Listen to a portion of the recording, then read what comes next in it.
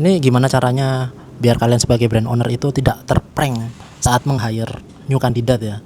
Ini tips yang menurut saya paling oke sebagai brand owner yang bisa dilakukan. Nah, dulu saat saya jadi karyawan, saya juga ngerasain interview yang formatnya itu aneh-aneh gitu sebenarnya. Pertanyaannya ya aneh-aneh ya ini ya. Kayak apakah kamu bisa berenang gitu. Suruh ngitung mobil yang warna ini sepanjang jalan kayak gitu-gitu. Saat saya jadi konsultan dan melakukan pendampingan hiring, ini hal yang malah saya rekomendasikan gitu ternyata gitu. Karena poin pertama buat dapet tim atau karyawan yang sesuai itu cultural fit. Jadi emang secara culture itu sesuai antara perusahaan, owner, dan karyawan yang mau di-hire.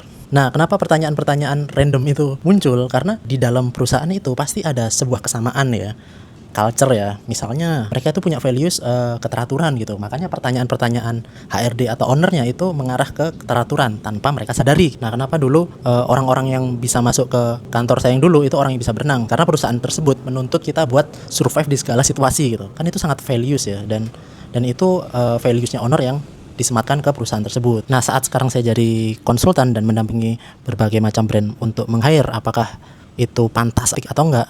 Balik lagi, karena namanya juga yang punya perusahaan ya bebas mau dia gitu. Tapi kalau saya sebagai konsultan itu ngefilter banget orang yang masuk itu at least sama core values-nya sama perusahaan yang di dalamnya. Supaya apa? Supaya tidak fals orang yang masuk ini tiba-tiba, karena takutnya orang yang masuk itu menganggap hal yang matters itu beda sama orang yang di dalam gitu. Misalnya values brandnya adalah akurasi dan ketepatan waktu gitu.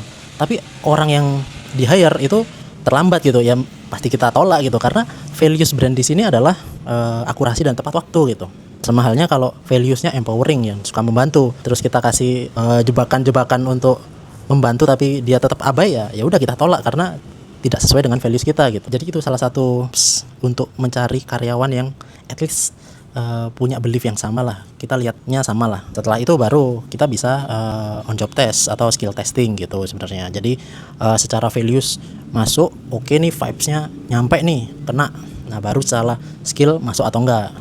Kalau secara values dapat tapi skillnya nggak dapat, ya sayang sih. Paling ngajarin orang ya, kan lu dibayar buat kerja ya, bukan buat belajar ya, gitu sih.